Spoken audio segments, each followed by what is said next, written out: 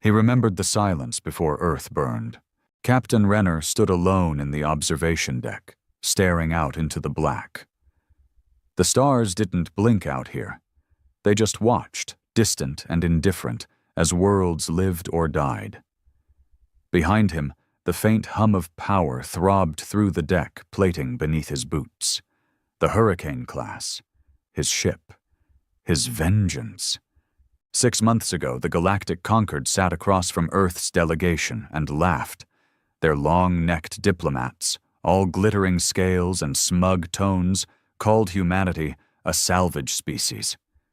They said Earth was resource-rich but spirit-deficient. They said we lacked the psychological complexity to sit among the stars. Then they glassed Jakarta, then Cairo, then Sao Paulo. It wasn't a war. It wasn't even called that. The Concord used the term corrective adjustment. They said it was an unfortunate but necessary recalibration of substellar disorder. And Earth buried its dead and took the hits like a dog trained to stay quiet. Renner didn't. When the old UN command crumbled, when the last of the Terran fleet went silent near Neptune, when our leaders begged on broadcasted channels for mercy, Renner didn't beg. He went dark, took a prototype, an unfinished nightmare, Bofandors, and vanished into deep space. That prototype was now alive beneath his feet. The TNV Vindicator, Hurricane class. Not some elegant, sleek alien toy. It was ugly, brutal. A floating fortress with armor that shrugged off stellar radiation and a weapons array designed by madmen who hated the very idea of negotiation. Humanity's answer to humiliation. He walked the bridge like a ghost. His crew, 143 men, all volunteers, all outlaws, moved like parts of the machine. No ranks anymore. Just mission, just fire. Some had lost families, some had lost whole cities, some had just been waiting for a reason to stop obeying and start killing. "Captain," growled a voice from the helm, "we've entered the outer shell of the Visari cluster." Renner's jaw clenched. The Visari, one of the races that called the destruction of Earth's oceans an unfortunate side effect. The same bastards who handed over human slaves to their insectile allies as gifts of goodwill. "How many ships in orbit?" he asked. 13, sir. 2 capital, 4 escorts, and 7 minor utility class. No signs of active alert." "Good." Arrogance. "Any civilian metrics?" Pause. "Estimates suggest 1.2 billion Vesari planetside, roughly 2% military." Renner looked back at the screen, at the beautiful glittering blue of the Visari homeworld. So similar to Earth, almost mocking. Open communications, unencrypted. The crew hesitated just for a moment. "You sure, Cap?" He nodded once. Cold, deliberate. The broadcast pinged out like a whisper through the void, a message that would echo in their comms, planetary hubs, even personal devices. One sentence, spoken in human English. "This is for Earth." Then the Vindicator lit the stars. Mass drivers launched tungsten rods at relativistic speeds, punching holes through orbital cruisers like paper. Plasma lances sliced space open, shearing through escort vessels as if they were tissue. No warnings, no negotiation, no terms. They had 6 minutes of chaos before Visari defenses even began to mobilize. By then, half their fleet was ash.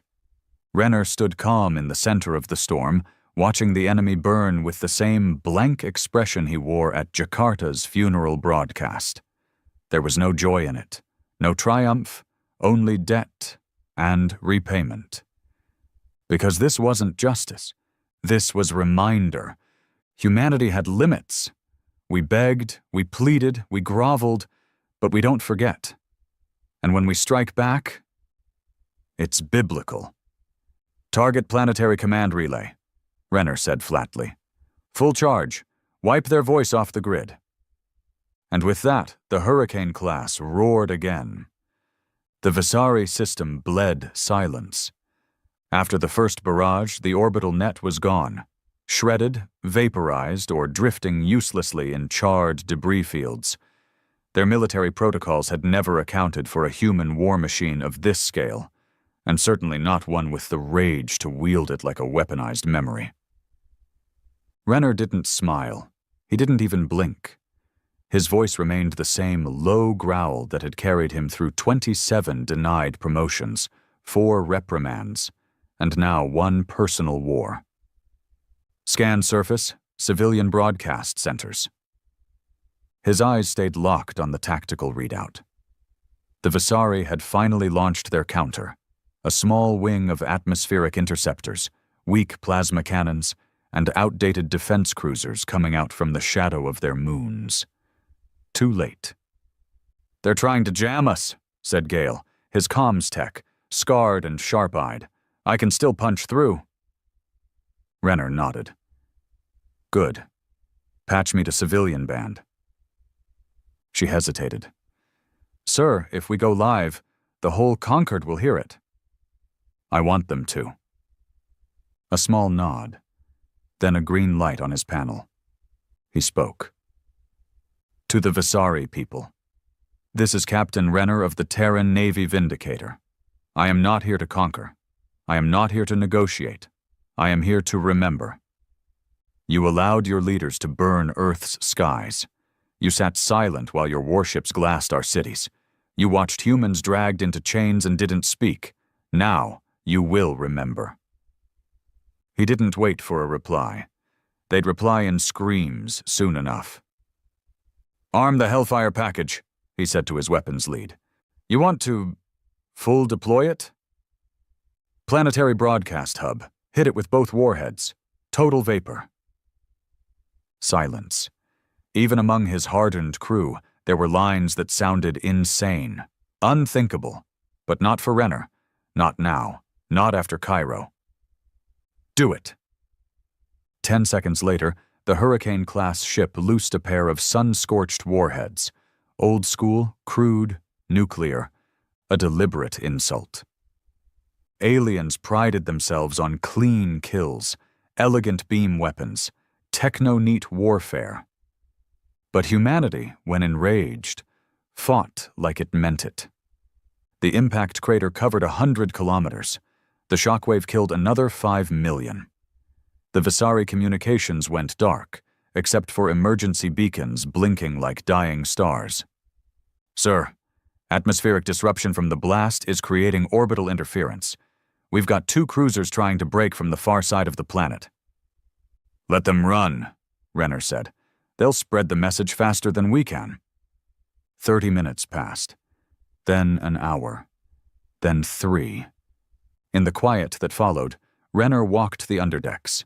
The Vindicator was massive, nearly 4 kilometers long, stitched together from Terran steel, stolen alien tech, and backroom experimental systems Earth's own government was too scared to test. It was ugly. It was loud. It was a beast born for a single reason: make the stars hurt. Down in engineering, he found Nolan, his chief mechanic, nursing a cigarette beside a generator the size of a semi-truck. "You realize we just made 1 billion enemies, right?" Nolan muttered without looking up. Renner didn't answer immediately. "We already had them. Now they're just honest about it." Nolan laughed bitterly. "You just dropped fission bombs on a capital world. That's not revenge.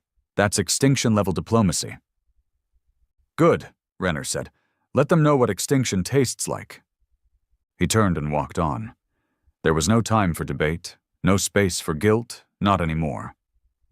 He returned to the bridge where the next report waited like a blade against the throat. "Sir," Gale said tightly, "we have incoming." "Not Visari. Not any Concord ship we've ID'd before." Renner's eyes narrowed. "Another species?" "Unknown. But they're coming fast. Faster than our sensors clocked before. Slipstream disruption confirms 6 ships. Large. possibly heavy-class war carriers. "So they're listening now," he muttered. "They're not alone. The conquered fleet is mobilizing. The Shi'ari, the Volkar, and the Dreadnought all dispatched forward recon. Looks like a coalition." "Of course." He chuckled without humor. "They'll call it peace enforcement, security response, defense of shared interstellar integrity." He turned to his weapons lead again. "Start plotting new targets, all capital-conquered planets." "What about Earth Command? If we—" "Earth Command is dead," Renner snapped. "They buried our home and called it stability. They watched us beg and sent apologies instead of retaliation. That's not command. That's surrender. We don't take orders from ghosts."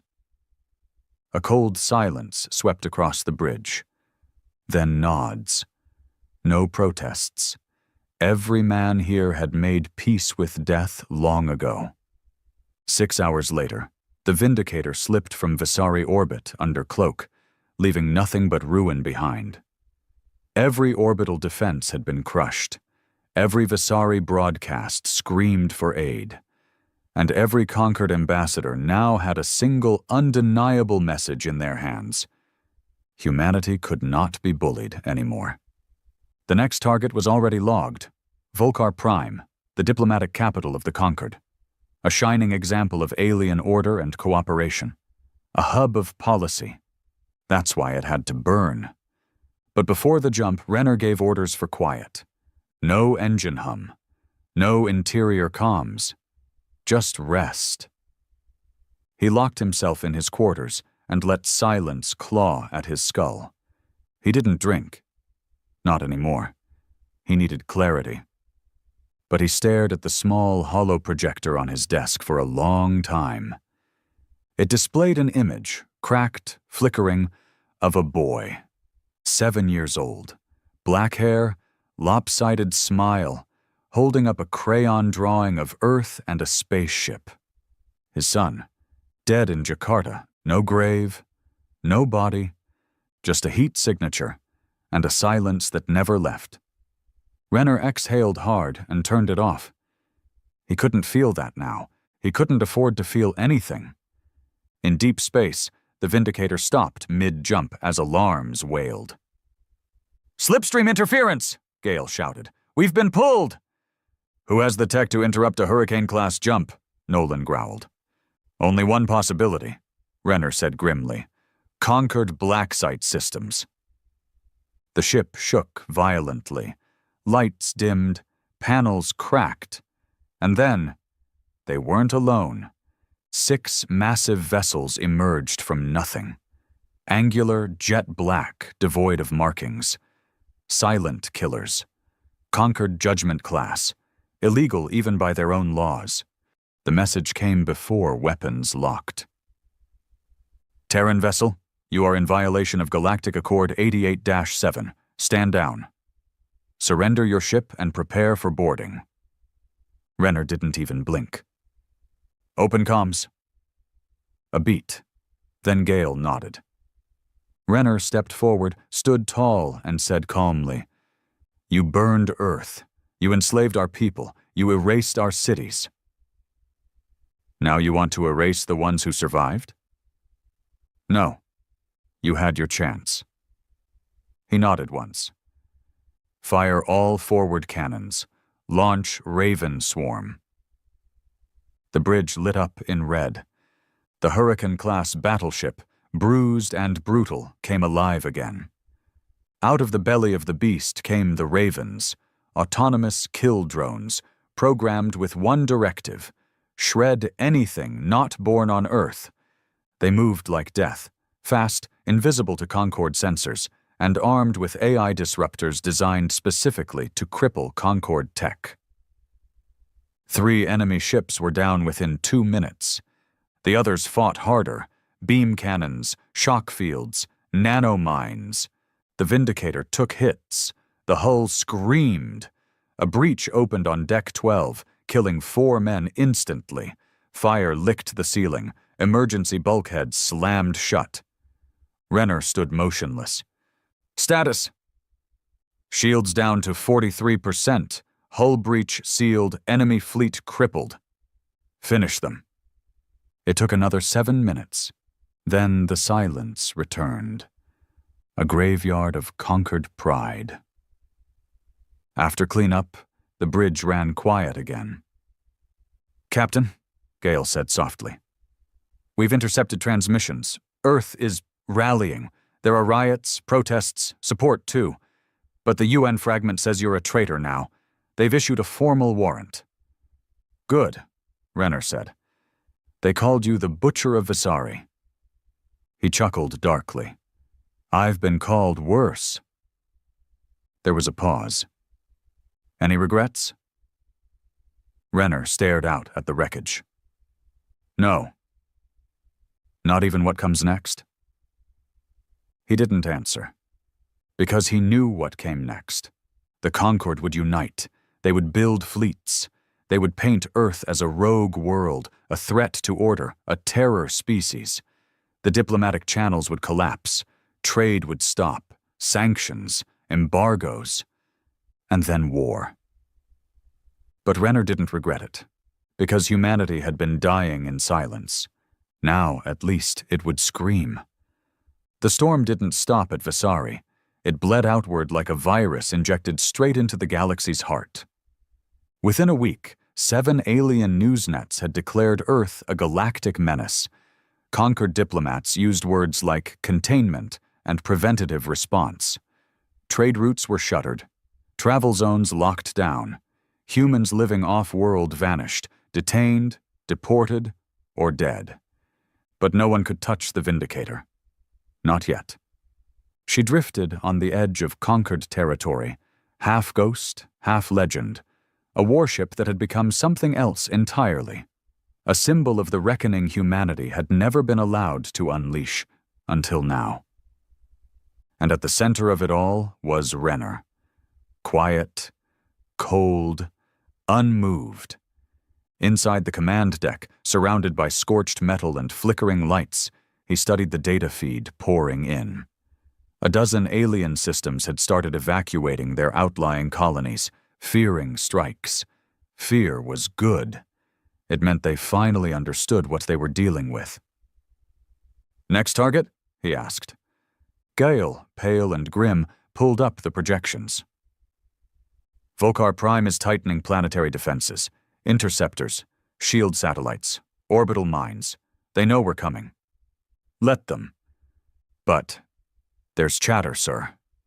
She hesitated. "They're mobilizing a deterrent force, not standard Concord. This is different. These ships are off record, not officially part of any fleet, but loaded. We're talking AI captains. Experimental weapons, black ops." Renner's eyes narrowed.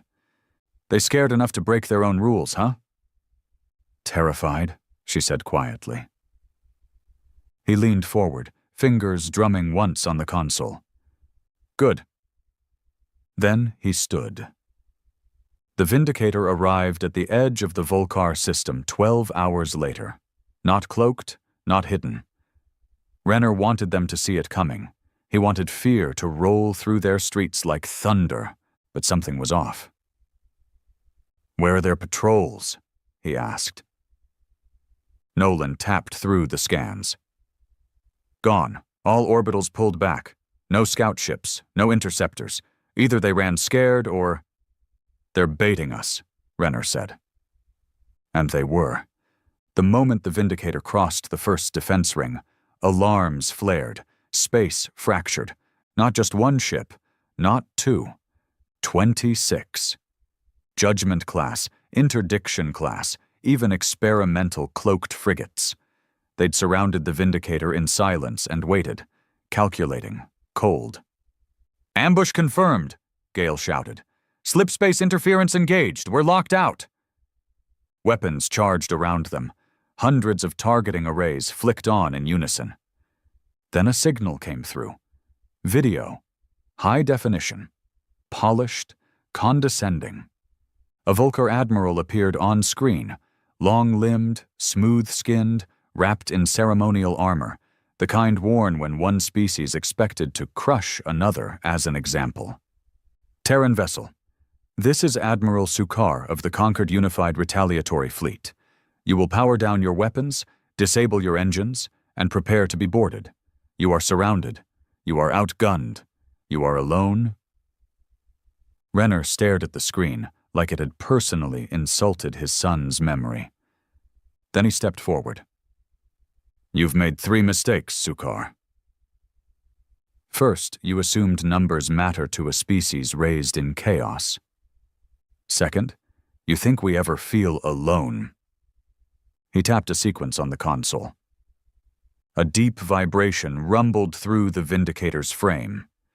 Something massive shifted in the lower decks. And third, he said coldly, you brought a fleet into range of this. In the belly of the Hurricane class, the Oblivion Lance awoke. It was humanity's secret weapon. Theoretical, experimental, never used, never tested. Until now. A particle cannon wrapped in gravity-folding stabilizers, capable of bending space around its own beam, allowing it to fire through solid matter. It had one purpose: destroy anything it touched, regardless of shields, armor, or physics. Target the flagship, Renner said. Gale's voice trembled. It could overload the core. Do it. She keyed it in, and the Vindicator screamed. The beam ripped through space like the hand of God, a single streak of light, not bright, not loud, just final. Sukar's ship vanished. No explosion, no wreckage, just absence. The remaining fleet panicked. Too late. The Vindicator launched everything it had: Raven drones, plasma storms, kinetic rods. The cloaked ships tried to run. Their stealth tech failed against the Ravens, whose targeting systems were trained to smell fear. In under 15 minutes, 20 Concord warships were reduced to debris and melting corpses. Renner didn't cheer. He didn't even speak. He just watched. As always. But war has a price, and the cost came fast. On the 4th day after the Volcar strike, a message reached the Vindicator. From Earth, unsecured, open channel. The voice was raw, unfiltered, human. This is Commander Thorne, Resistance Outpost Echo 12, broadcasting from Earth. If you can hear this, we need help. They're rounding us up. Conquered enforcers. Our own government's helping them. Anyone who supported the strike on Visari is being purged. They're coming for us. They say you're a terrorist. They say... Static. Then silence. The crew turned to Renner. He didn't flinch. But his voice was low when he spoke. How far to Earth? 17 hours if we burn the secondary core. He nodded. Burn it. The Vindicator arrived above Earth like an angry god. The orbital ring around the planet, once a testament to humanity's rise, had been repainted in Concord blue. Alien banners floated beside Earth's. Human ships, weak and outdated, drifted like loyal lapdogs. It disgusted him. Gale scanned the comm grid. They're jamming all wideband, but I'm picking up movement on the surface. Resistance flares. Some sort of urban battle in Sector 7, near Old London. Renner looked down. His home, where it all started. Where he'd sworn never to return until the stars were on fire. Deploy ground teams, he said. 10 squads, full armor, no prisoners. What about orbital defenses? Renner stared at the grid, then tapped into the ship's internal comms. This is Renner. Every man who walks Earth today walks for the fallen. No mercy, no hesitation. Get our people. Burn anyone in your way. The battle for Earth wasn't strategic. It wasn't political. It was personal. Conquered enforcers patrolled the streets like foreign kings. Human collaborators herded their own into holding pens. Alien drones floated above old landmarks, enforcing compliance with shock batons and threat broadcasts. But the Vindicator's forces landed hard. Urban tanks, exo-armored troops, fire teams trained to wage war in alleyways and ruins. The streets burned. London became a battlefield of screams and gunfire. And Renner, he led from the front. He stormed the old Parliament building himself, dragging out the last remaining UN dignitary, a gray-haired coward named Aldridge, the man who once told Earth to kneel for peace. Renner put a bullet in his head on live broadcast, then turned to the camera. To every human still hiding, we're back. And to every alien watching, the reckoning isn't over. That night, the fires of London lit the sky. The Vindicator hovered overhead like a vengeful moon. Resistance cells reconnected. Citizens rose. The Concord's grip cracked. But it wouldn't last. Renner knew it. This was just a moment. A breath. The storm was still building, and the next strike would decide everything. The smoke hadn't cleared over London before the Vindicator began registering gravitational ripples. In the silence between gunfire and ash, Gale's voice cracked through the comms. "Captain, they're here." Renner didn't ask who. He already knew. The Concorde didn't take humiliation lightly. The orbital scanners filled with red pings, hundreds, not patrols, not experimental prototypes, warships, thousands of kilometers wide, AI-driven dreadnoughts, antimatter artillery, and 2 vessels bigger than any blueprint Renner had ever seen. "Jesus," Nolan muttered from behind him. "That's not a fleet, that's extinction." Gale turned, pale. "We need to retreat. If we fire now, we won't scratch them." Renner didn't move. Instead, he walked to the central holoprojector and zoomed in on the lead ship. It had a name emblazoned across the hull, written in 11 Concorde dialects. Judgment Absolute. He remembered hearing about it years ago. A theoretical deterrent, built only if humanity ever tried to rebel. The last word in enforcement. They built it anyway. They were always planning to use it. Earth's skies began to burn. The Concorde fleet entered orbit without warning shots. Their ships didn't engage only military targets. They struck power plants, communication towers, escape ports. Civilians fled underground as plasma rained down like molten death. Inside the Vindicator, sirens howled. "Shields up," Renner snapped. "Weapons full charge. Scramble every Raven we have left." He turned to Gale. "Emergency ping to all resistance networks. Hold the surface. Reinforcements incoming." Gale blinked. "We don't have reinforcements." "Yes, we do," Renner said grimly. "They're just not ours yet." While Earth's defenders scrambled to hold the line, Renner ordered the Vindicator to full burn, straight into the belly of the oncoming fleet. Most captains would have held the line. Renner never held anything. The Hurricane-class ship screamed through the clouds like a fury reborn, engines shaking reality. Concorde drones scrambled to intercept, but they weren't fast enough. Nothing ever was when the Vindicator was angry. The first 3 enemy ships went down before the Vindicator even slowed, torn apart by kinetic slugs the size of city buses, ripped in half by plasma claws engineered to bypass multi-layered shields. But it wasn't enough. "More incoming," Nolan shouted. "Our hull is reading microfractures on Deck 9. Reroute power from secondary bay. Brace for heat back." Another enemy ship locked on, a Drennan fracture class, known for tearing smaller ships in half with focused radiation beams. But the Vindicator wasn't small. It rammed the Drennan vessel head-on. Screams echoed through the bridge as the impact slammed everyone off their feet. Consoles cracked. Fire burst from a ceiling panel. Sparks lit up the room like a dying star. But the Vindicator held. And the Drennan didn't. Their ship exploded into 1,000 burning pieces, dragging 2 escorts with it. Renner climbed back to his feet, blood trailing from a gash above his eye. "We're not winning," Gale gasped, holding her ribs. "We're surviving. Renner's voice was ice. Then let's survive louder. In the chaos, Earth's resistance began to turn feral. What started as isolated gunfights turned into a mass civilian uprising. Civilians armed with stolen alien weapons stormed conquered checkpoints. Collaborator bunkers were burned to ash.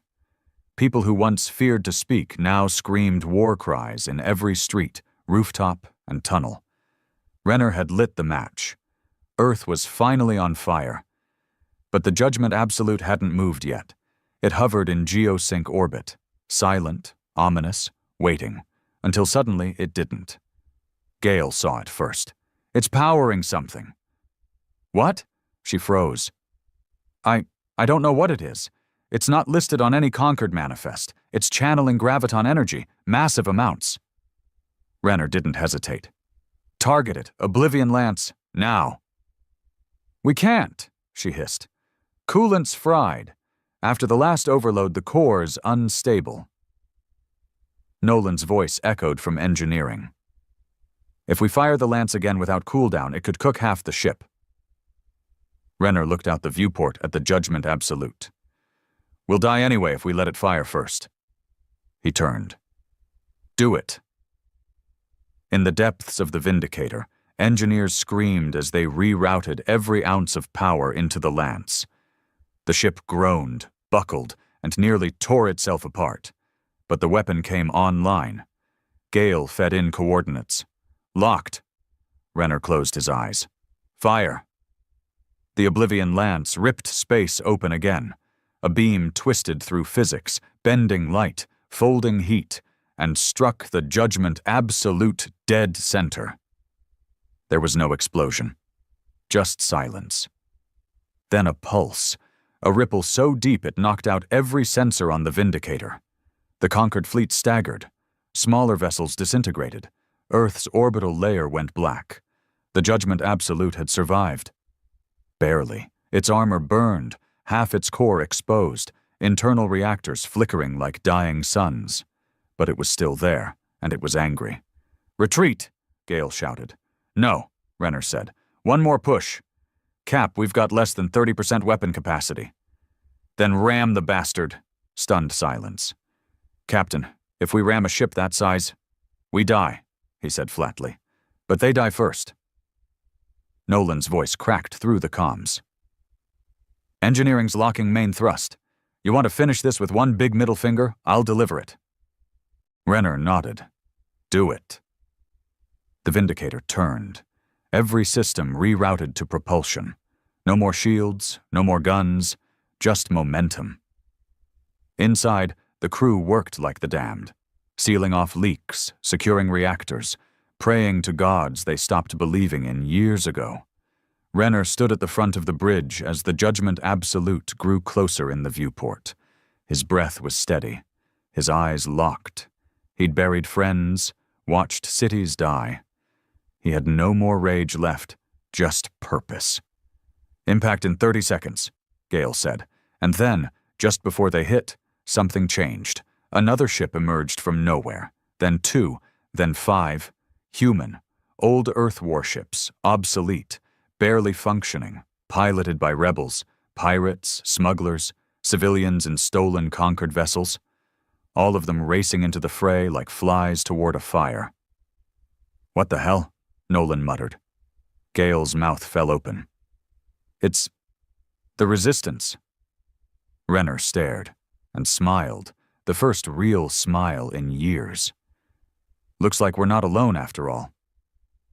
The makeshift fleet hit the conquered armada like a tidal wave. They didn't fight clean. They didn't fight smart. But they fought like hell. Conquered formations crumbled under the sheer chaos of it, and as the Vindicator veered off at the last second to avoid impact, it fired one final shot from its forward cannon, a tungsten slug that pierced the damaged core of the Judgment Absolute. This time the ship exploded, and this time it didn't survive. Hours later, the battlefield was quiet, not peaceful, not safe, but quiet. The conquered had retreated. What was left of their command fled to deep space. Earth's skies cleared, and above it all, barely holding together, the Vindicator floated in low orbit. Renner stood on the hull in a pressurized suit, staring at his broken planet. Gale stood beside him. "You think they'll come back?" she asked. He didn't answer right away. "They will," he said finally. "But next time we won't be begging. We'll be ready?" "No." He looked down at the fires still glowing across Earth's surface. "We'll be hunting." The silence after war was never peaceful. It was heavy, loud in its own way, the kind that settled into your bones and made your ears ring when you lay still, the kind that reminded you it wasn't over, just waiting. The Vindicator was barely holding together. Hull fractures were sealed with scrap. Fires still flared in lower decks, and half the crew were either dead or limping with field-dressed wounds. But they'd survived. Earth had survived. And that made everything different now. Captain Renner stood at the Vindicator's forward viewport, arms crossed behind his back. Below them, Earth glowed with fires and rebellion. Riots had turned into revolutions. Every major city had burned and bled. The collaborators were being hunted down street by street, building by building. Humanity had woken up. But it wasn't unity. Not yet. "You should rest," Gale said quietly behind him. Her face was bandaged, left eye swollen shut. She hadn't slept in 30 hours. Renner didn't turn around. "No time for rest." "Sir, we barely won this fight. We can't push back yet. We don't even know what the Conquered will send next." "That's why we hit first," Renner said. She stared. "We don't even have a fleet. We don't need one." He tapped the console beside him. "They sent their message years ago when they torched our cities, when they enslaved our children, when they told us to be grateful they didn't wipe us out. Now we send ours." Gale hesitated. "What message?" Renner looked down at Earth. "That we're not scared anymore." The plan was simple, brutal, impossible. So it suited Renner perfectly. The Vindicator would not wait for the Concorde's next strike. Instead, it would lead a counter-invasion, not to conquer but to crush, to show the galaxy what happened when you backed a man into a corner and told him to kneel. Over the next 6 days, they gathered everything they could. Resistance fighters swarmed into orbit, dragging up every functioning ship they could fly. A few were old Earth Navy vessels, decommissioned and rusted. Most were patched together junkers, stolen freighters, or salvaged Concorde wrecks. They weren't a fleet. They were a threat. And that was enough. "Targets," Renner said as he stood before the holo projector. Nolan pulled up the map. "We've identified 7 prime systems: Drennan, Ciari, Visari remnants, and a few Concord hubs on the rim. Strategic value varies. Some are symbolic, some tactical, but all of them played a hand in Earth's subjugation. Which one will hurt them most?" Gale pointed at a glowing red marker. "Zaros Station. It's a central node. Not military, not political. Economic. Every conquered trade route flows through it. Shut that down, and they bleed from the inside." Renner nodded. "We hit Zaros." Zaros Station wasn't built for war. It was built for comfort, elegance, trade, diplomacy. It stretched across a Lagrange point between twin moons in the Drennan system, a self-contained world of polished spires, interspecies marketplaces, and golden towers lined with alien art. On any other day, it might have been beautiful, but today, it was prey. The Vindicator dropped out of slip space 2,000 kilometers from the station, followed by 28 ships of varying quality, speed, and fury. Zaros sent no immediate signal, no defenses, no threats. They didn't think humans would dare come here, until the first missile struck. The outer ring of Zaros exploded in a flash of kinetic violence. Civilian freighters screamed through traffic lanes, scrambling for hyperspace lanes.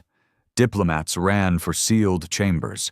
The station's artificial gravity hiccuped, sending thousands into walls and furniture. Emergency klaxons wailed in a dozen languages. Inside the station's central chamber, Ambassador Arun of the Drenan Confederacy screamed into a communicator. "They're mad! They're attacking a non-military target! What kind of savages strike civilians?" And then the answer came, piped into every comm system, broadcast into every room, screen, and station corridor. "The same kind of savages you turned into orphans. This is Captain Renner of the Vindicator. You called us animals. You told us to sit beneath your table and smile. Now we flip the table." The strike lasted 45 minutes. Jaros never stood a chance. Its defense systems were built for pirates, not purpose-driven vengeance. Docking bays were blasted apart, economic cores reduced to slag. The upper spire, a Drenan masterpiece known for hosting peace talks, was destroyed in one focused kinetic lance. There were civilian casualties, a lot of them, and Renner didn't flinch. Guile stared at the reports, pale. There were schools on that level. So was their slavery logistics hub, Renner said flatly. "Children are only sacred when they're ours, right?" She didn't answer. Renner turned away from her silence. Word spread fast. By the time the Vindicator left Jaros, every major conquered system was in a panic. Fleets were rerouted. Trade routes frozen. Political networks went dark. Fear did what diplomacy never could. It united humans across the outer colonies. Old captains, exiled admirals, bounty hunters, ex-cons.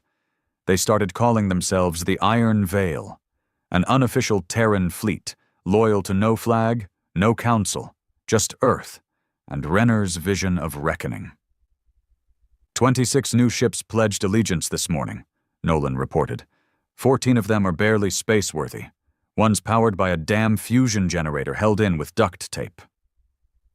Do they have weapons? Yes. Then they're fleet. But not everyone saw Renner as a savior. Messages came in daily.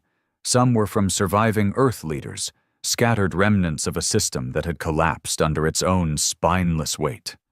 They begged for diplomacy, urged for ceasefires, warned that Renner's war was turning Earth into a pariah.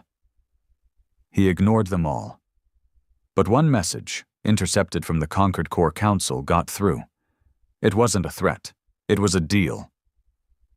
"Captain Renner, you have proven yourself a capable adversary. We acknowledge humanity's resilience. We offer peace, status recognition, a seat at the table. In exchange, your surrender, your execution, a symbol of closure." Renner listened to the message twice, then deleted it. No reply, just another target.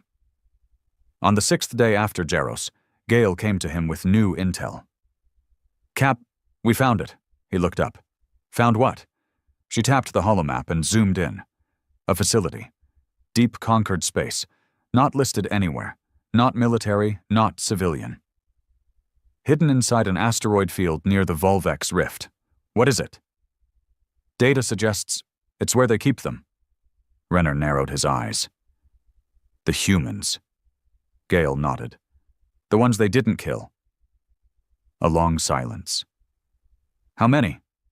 She hesitated. "Hundreds of thousands, maybe more. They've been using them in biogenetic experiments, hybrid testing, enhancement breeding. They're not just enslaving us, Cap. They're rewriting us." Renner's jaw clenched, and then something inside him snapped. He didn't wait. There was no vote, no committee, no delay. He sent a fleet-wide message. "This is no longer about vengeance. This is about rescue. Every ship, every weapon, every drop of fuel. If you're with me, we hit that facility and we don't stop until there's nothing left but screams. We bring our people home." And for the first time, the fleet roared back. "Hey!" They called it Facility 9 Delta, the kind of name bureaucracies give things they want to forget. Hidden inside a cloud of ice-choked asteroids deep in conquered territory, it didn't exist on any map, treaty, or broadcast. No comm traffic, no civilian paths, nothing. Until now, Renner stood at the center of the Vindicator's war room, staring at the orbital scan.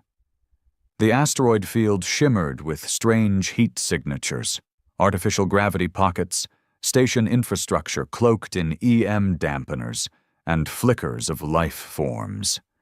Human life forms. "This is where they keep them?" Renner asked. Gale nodded. "Confirmed. We intercepted a transport route last week. A Concord courier moving bioassets from Visari space.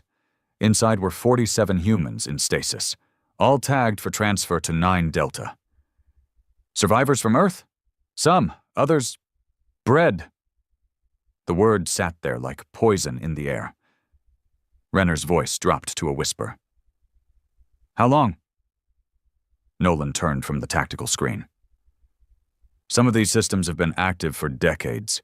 We think they started the breeding programs before the invasion. Quietly. Hidden beneath medical partnerships, research treaties. They were preparing to replace us before they even tried to break us." Renner didn't speak. He didn't have to. His silence said enough.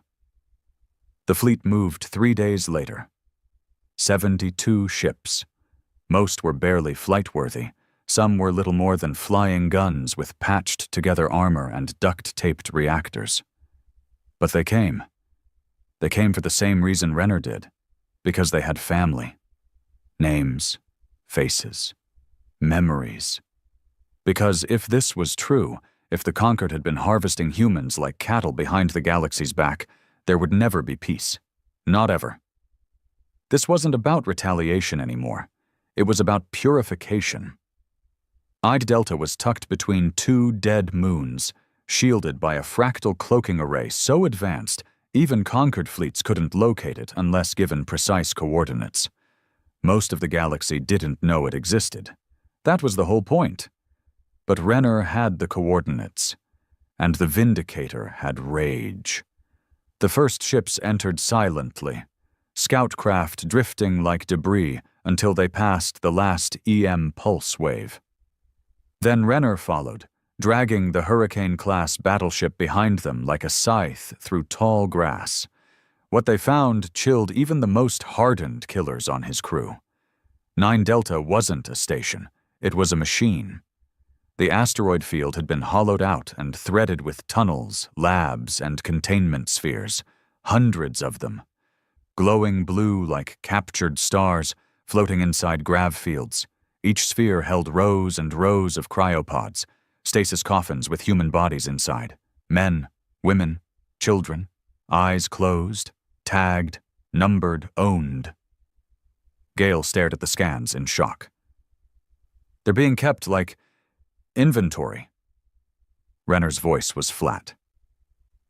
"Because that's what they think we are." Nolan turned from the weapons panel. "Sir, defense grid coming online. They know we're here." "Good." "Multiple Concord warforms inbound. Security drones, automated cannons, AI kill circuits. If we hit that outer shell, we're gonna lose half the fleet." Renner just stared. "Then we make the other half count." The Vindicator struck first. A barrage of particle lances vaporized the outer crust of the nearest defense moon. Shockwaves lit up the asteroid field. Concord defense platforms powered up and fired, but the Iron Veil fleet had already begun to scatter, weaving through the ice clouds like wolves. Every pilot knew the mission: reach the core, breach the labs, and get those people out, or die trying. The fighting was brutal. Concord warforms deployed experimental machines, autonomous AI walkers, drone swarms, and vacuum-adapted mercenaries. The asteroid field turned into a charnel house of twisted metal and plasma fire. 3 Iron Veil ships exploded in the first 6 minutes. Renner watched the death reports with ice in his veins. He didn't flinch, didn't curse. He just kept barking commands, coordinating fire strikes, sending crews deeper into the killing field. They didn't come here to survive. They came to finish it. Inside the Vindicator, strike teams began boarding operations. Docking claws tore into one of the containment spheres. Boarding bridges extended. Exosuited soldiers crossed over, weapons raised. The inside was worse than anyone imagined. Human bodies, naked and pale, floated in nutrient tanks. Some were children, modified, genetically enhanced, breathing in some thick green fluid like manufactured fish. Others were hybrids, twisted, modified, implanted with alien tech, test subjects. Jesus Christ, one soldier whispered. Renner didn't look away. He stood in the breach, weapon in hand, eyes scanning the rows. And then he found her. Podsto Dvudset Sedum B. A woman, early 30s. Blonde hair, floating like seaweed in the fluid. Eyes closed, faint scars on her forehead. Her name was written in faint English along the glass panel. Ava Renner. His wife. Dead. Or so he thought. He staggered for a moment. Gale was behind him. Cap, is that... Yes. He moved forward, shaking, hands trembling. Get her out. Now. Engineers swarmed the pod, cut into the system. The life support alarms screamed. They ripped the lid off and pulled her free, soaked and shivering, her breath catching violently as the fluid pumped out of her lungs. She choked, gasped, and opened her eyes. 39,000 human captives were extracted over the next 5 hours, most unconscious, some waking up mid-evacuation, all of them scarred, some physically, others deeper. Renner stood outside the med bay, watching the chaos as nurses and medics scrambled to process them all. Children screamed. Parents clung to the living. Some had no one left to hold. Ava sat quietly in a corner, wrapped in a thermal blanket, her eyes empty. He hadn't spoken to her yet. He couldn't. Gale came up beside him. That's what they've been hiding, Cap. That's what the Conquered has built its empire on. Not trade, Renner muttered. Not diplomacy. Us. The mission was a success. The galaxy didn't see it that way. When the Conquered Council found out Facility 9-Delta was gone, reduced to flaming rock, they didn't send words. They sent war.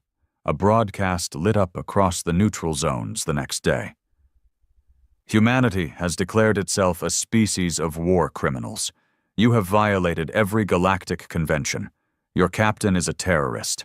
Your fleet is an insurgency. There will be no more diplomacy. There will be no more talks. Prepare for total annihilation. Renner stood in the command center of the Vindicator as the message played. He waited for it to end. Then he turned to his crew and spoke. Good. Let them come. Because now they're not fighting rebels. They're fighting survivors. And this time, we're not the ones who need to be afraid. The Conquered didn't bluff. 3 days after the 9th Delta raid, they deployed the Extinction Protocol. The name wasn't metaphorical. From one edge of the spiral arm to the other, their ships lit up. Every fleet, every black site vessel, every mercenary they'd once disavowed. 7 major species signed the new Conquered Accord. 13 more lent auxiliary power, over 9,000 ships with one objective: eradicate Earth. The last official message sent by the Conquered to any human comm line was short. You had your chance. You refused peace. You chose death. Renner didn't bother replying. Instead, he prepared the trap. The bridge of the Vindicator was scarred, scorched, and patched with 100 repairs. But it was alive. The core was stabilized. The weapons grid glowed with restored fury. And for the first time since the first strike on Visari, the crew was calm. No panic, no dread. They weren't surviving anymore. They were fighting to win. Renner stood at the command table, flanked by Gale, Nolan, and the rest of his battle-scarred crew. They're coming in waves, Gale reported. First contact in 15 hours. Their path is clear. Earth, no deviation. Total commitment. How many? Renner asked. Nolan's face was pale. Over 4,000 ships in the first assault fleet, flagships, interdiction carriers, judgment-class dreadnoughts. The whole galaxy's mouth is open. And we're the meal, Gale muttered. Renner stared at the galactic chart. Dots of red flooded the screen. Then he spoke. Call the others. The Iron Veil fleet had grown like a virus. After the 9th Delta liberation, more defectors had joined. Some were pirates, others deserters. Some were former Concord captains, disgusted by what the war had become. They brought old ships, half-broken AI, and stolen codes. And something else. An idea. Renner's message had spread further than he knew. On backwater colonies, fringe settlements, asteroid prisons, humans had found something in him that no treaty ever gave them. Dignity, and now they were ready to fight for it. When Gale opened the channel, over 200 ships responded. Not many compared to the coming onslaught. But every one of them had bled for Earth. Everyone had buried someone the Conquered tried to erase. They didn't need inspiration. They needed orders. Renner gave them. Listen closely, he said, voice low. Broadcast from the Vindicator's bridge to every Allied ship across 6 systems. We are outnumbered, outgunned, outclassed. And that's what they've always counted on. That we'd bend, crawl, accept our place. But we didn't. We stood up. And when we did, they called us terrorists. They burned our homes, stole our children, turned our species into livestock. Now they send everything they have to silence us. Let them. Because we are not fighting for diplomacy or for survival. We are fighting for the right to stand without asking. We are fighting because no species should ever be owned. Let the stars burn. Let the galaxy bleed. Today, Earth fights back. The trap was simple. Renner had mined Earth's orbit with 1,000 false signals, decoy satellites, explosive drones, magnetic ghost mines. Beneath the orbital clutter, he placed the real weapon, the Leviathan net. A Terran-designed gravitational weapon built in secret during the final days before Earth's fall. Its power source had been deemed too unstable for wartime use. Its deployment had been shelved. Until now. Renner reactivated it and had the Iron Veil retrofit it to link with the Vindicator. The idea was insane. But insanity was the only language the Conquered respected now. At 0600 hours, the first wave hit Earth's orbit. The galaxy didn't come with diplomacy or mercy. They came with fire. Conquered ships moved in clean formations, angled, strategic, sweeping like blades. Their first strike annihilated 2 Iron Veil frigates near Mars, scattering debris across the belt. Then they pushed in. But the Iron Veil didn't fight fair. Suicide ships rammed Concord vessels at point blank. Gravity torpedoes tore ships apart from the inside. AI-hacked missiles turned enemy drones against their own fleet. The Earth fleet bled, but so did the galaxy.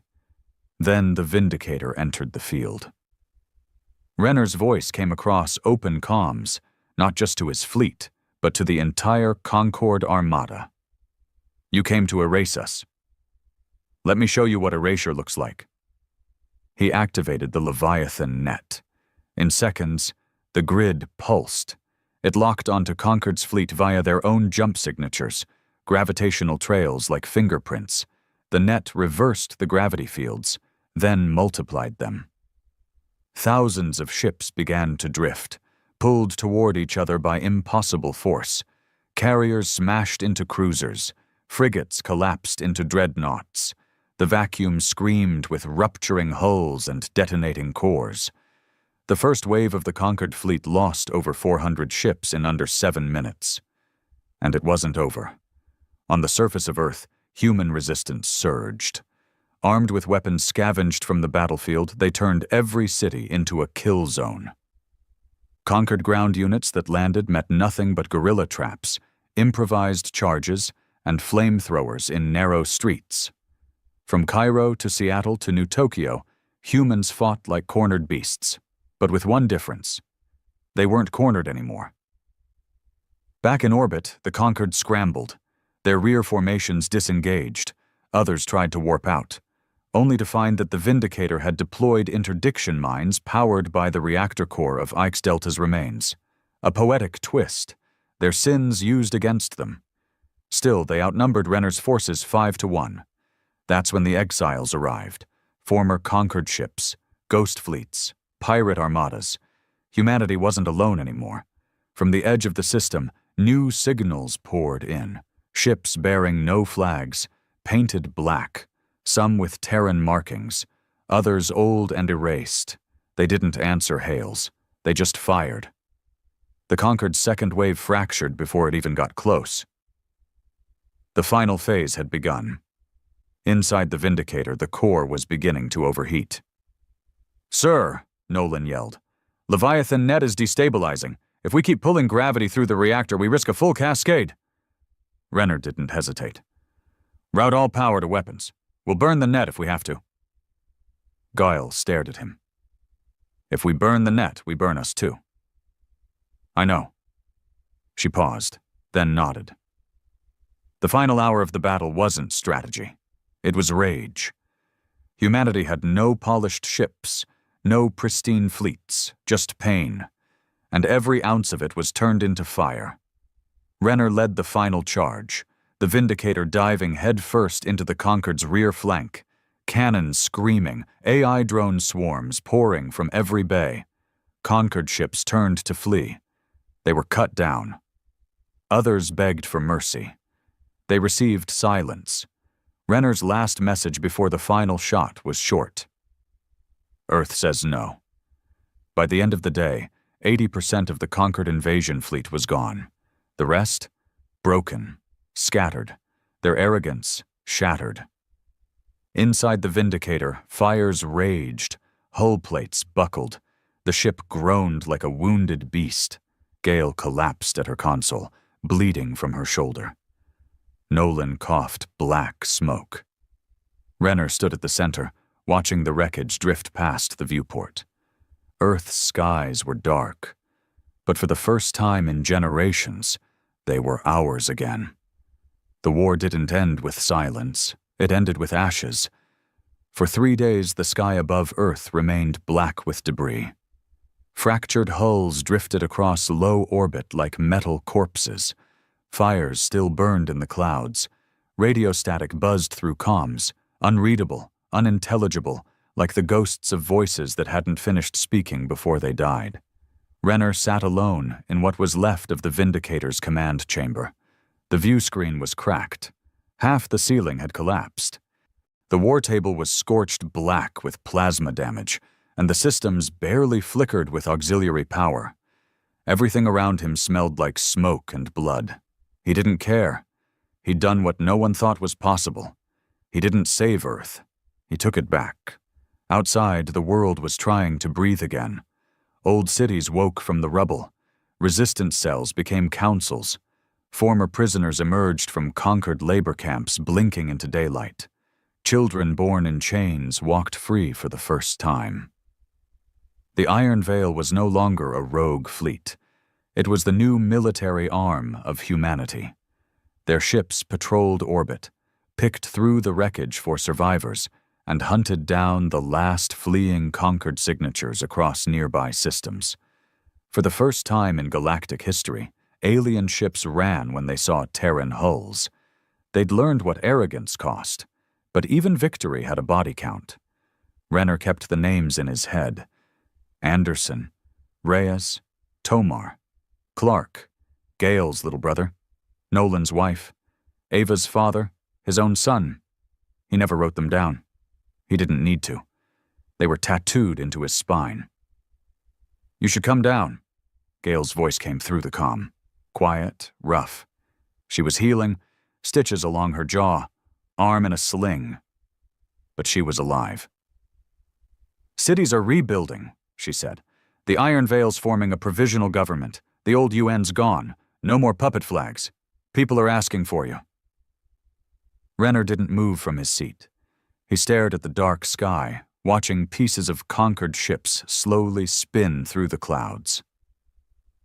"You won," she said after a pause.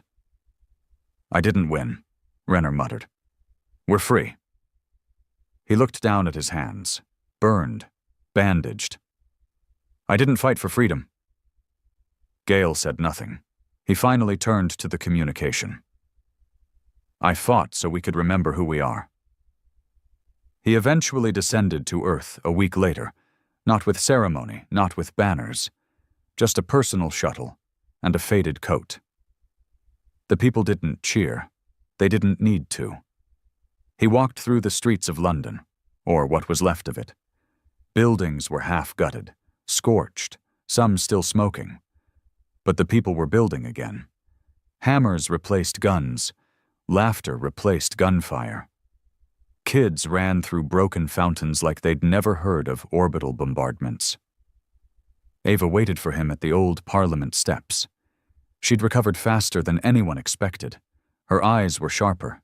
She spoke less, but when she saw him, her lips twitched, the ghost of a smile. "You never gave up?" she said softly. He shook his head. "Couldn't." "I saw the records," she whispered. "What they did to Earth. What you did back." Her voice faltered. "You scared them." "I wanted them to be scared," he said. "But what happens now?" He looked around, and for the first time, didn't have an answer. The Conquered didn't send another fleet. What was left of its leadership scattered across neutral space. Some species pulled out of the Alliance entirely. Others signed quiet treaties with Earth, desperate to avoid becoming the next Zeros station.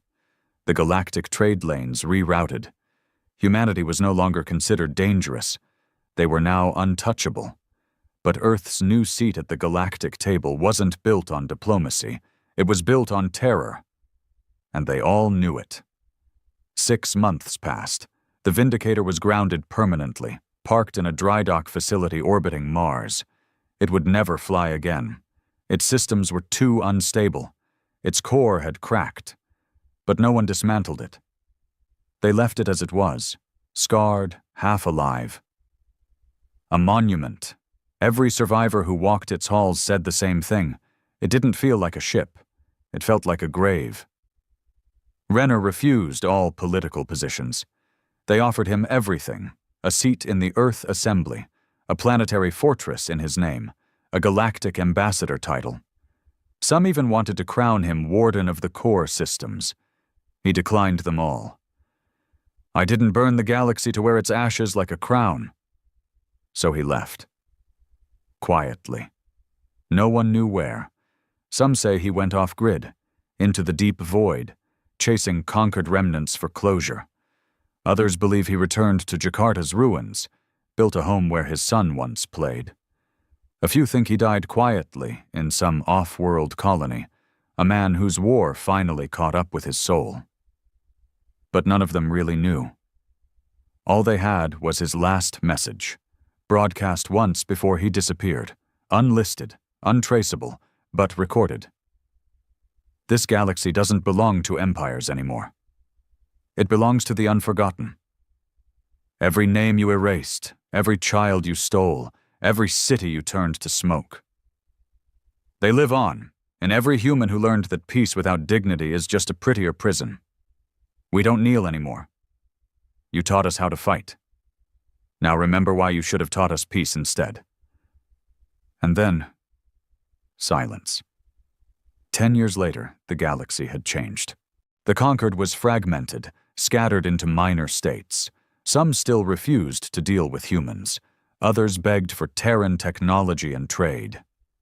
Earth's new military force, still called the Iron Veil, patrolled 5 sectors. No invasions since, no threats. They remembered the Vindicator. They remembered Renner, and they were still afraid. But fear wasn't enough anymore, because Earth didn't want revenge now. Earth wanted truth. So they kept sending out those old cryopod files, the list of names still missing from 9 Delta, the children who'd been sold off before the war even started. still out there, still stolen. And one day the Iron Veil would find them. When they did, the galaxy would remember that fire. Because humanity never forgot. In the end, the galaxy didn't fall, but it changed. And not because of diplomacy, not because of peace, because one man turned a battleship into a graveyard and made the stars remember what happens when you try to cage a species built from war.